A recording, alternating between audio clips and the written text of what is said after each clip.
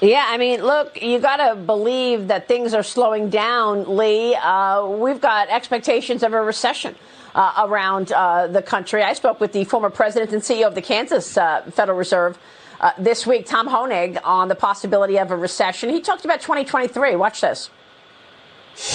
Thomas, you just mentioned 2023. Are you saying Thomas Honig, is expecting a recession in 2023 then?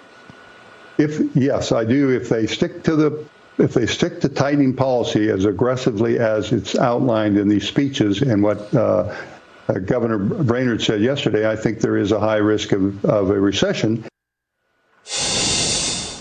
He also said, Lee, that inflation is going to go to 8.5% in the coming months. I know you're overweight the U.S. and underweight emerging markets. Tell me about where you're allocating money. You say zero weight in Europe. Do you think the European economy gets hit first in terms of a recession? Is that what's behind those moves? Oh, I think the European economy is just dead on arrival. I've never been so disappointed in asset class. And you know me, I'm globally diversified. I've got zero in there. Their energy policies in Europe and their failure to get the euro really moving is going to keep that thing down. I think they're already going into recession. You can see it in the banks. You can see it all over. So I think Europe is just uninvestable from my perspective. The U.S. will be next.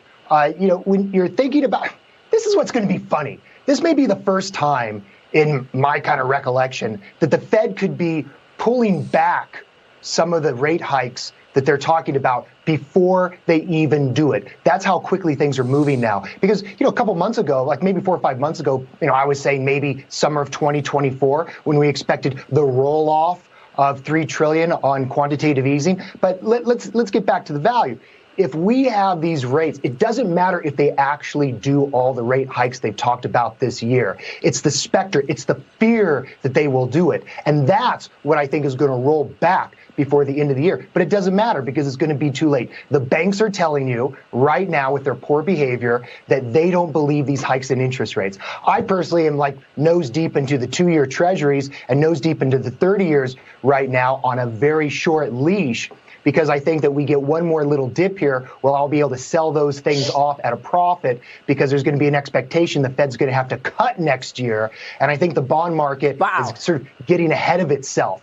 And I think and again, it doesn't matter if they actually cut next year. The issue is just saying, hey, we may not continue to raise, and that may happen later this year. As far as inflation is concerned, which is totally why I'm long value, small and large, as well as the fact that large value is down a couple percent for the year, not 8, not 12 like the NASDAQ. Small cap value, very volatile. That's only down, 4 or 5%. But I think what you have to remember is that there's going to be a point next year where we get in that recessionary environment. By the end of the year, let me tell you, I want to go from totally overweight, the most that I've ever been, to neutral weighted so I can start buying value next year. No, my clients are going to think I've lost my mind because I'm going to start rotating in the growth. But just because we know this, Maria, just because I have this narrative, I caution people, you have to be patient, let it play out, or you'll be early.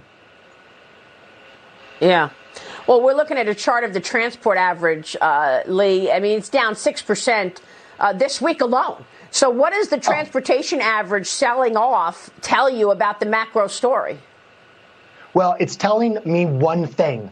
If the Fed wanted demand destruction, they're doing a hell of a good job. They don't even need to raise rates. They're just jawboning us here with the threat of it. That's why I'm saying, when you look at the bond markets and you look at the transports, somebody's not telling the truth. And I think that's not the way to look at it. I say the transports are saying, Fed, you won. So either do your rate hikes or don't, but you got the effect that you wanted. Same thing in housing. They won. So that's why I think that we're going to come to a conclusion that's rate hike before it even really begins. Of course, I think they're going to do 50, but I don't think we're going to get the hikes that we think. And remember, end of the year, a third of CPI is rent, and I think that big hike, it's going to slow down. Look at oil. Oil's not 150. It's already coming down because demand destruction has started. Just let this play out. Don't be so quick to jump into your growth. Remember 2002, still suffering from PTSD. That dead money in the NASDAQ is going to be dead a little longer, you think?